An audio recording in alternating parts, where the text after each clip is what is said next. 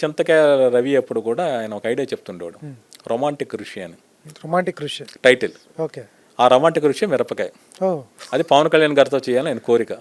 ఒక college lecturer కాలేజీకి వస్తాడు, ఒక కేరళలో ఒక అమ్మాయి, ఇలాంటిదంతా ఏదో చెప్తుండేవాడు ఆయన. సో దాని గురించి ఊరికే సరదాగా మాట్లాడుకుంటాడు హరీష్ శంకర్ గారు నేను అంతా మాట్లాడుకుంటున్న తర్వాత రొమాంటిక్ ఋషి మెటీరియలైజ్ ఆయన అయ్యింది మిరపకాయ పేరుతో రవితేజ గారు. ఆయన ఒకరోజు ఎక్కడ ఫోన్ చేశారు, ప్రసాద్ గారు మన సినిమా ఓకే అయిపోయింది, రవితేజ గారితో మీరు రండి ఆఫీస్కి, మనం కూర్చుందాం వర్క్ చేద్దాం అని. నేను అప్పటికి సిక్ అయి ఉన్నాను. నేను ఇలా సిక్ అయి ఉన్నాను సార్ అన్న అంటే ఆయన ఒకసారి షాక్ అయ్యి అవును అరే ఎలా జరిగింది అన్నాడు. అంటే ఇక్కడ ఒక ఇన్సిడెంట్ ఏం చెప్పాలంటే ఆ రొమాంటిక్ ఋషి అనేది, ఆ ఋషి అనే టైటిల్ వేరే డైరెక్టర్ తీస్తూ పేరు అడిగాడు, టైటిల్ ఇమ్మని హరీష్ శంకర్ గారిని. నాకు అమౌంట్ ఇస్తే ఇస్తా అన్నాడు. అంటే వాళ్ళు షాక్ అయ్యారు, ఏంటి డైరెక్టర్ ఫ్రెండ్లీగా ఇవ్వాలి కదా టైటిల్, దీన్ని డబ్బులు అడుగుతున్నాడు ఏంటి, ఇంత మనీ మైండెడ్ హరీష్ శంకర్ అనుకున్నారు.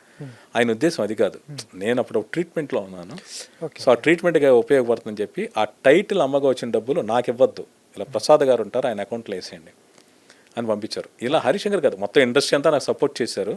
రొమాంటిక్ ఋషి అనే టాపిక్ వచ్చింది కాబట్టి చెప్తున్నాను. ప్రభుత్వ నియంతృత్వాన్ని ప్రశ్నిద్దాం, సాక్షి టీవీపై జరుగుతోన్న దమనకాండను అడ్డుకుందాం. తెలుగువారి మనస్సాక్షి సాక్షి టీవీ. సాక్షి టీవీ ప్రసారాల కోసం వెంటనే మీ లోకల్ ఆపరేటర్ని సంప్రదించండి.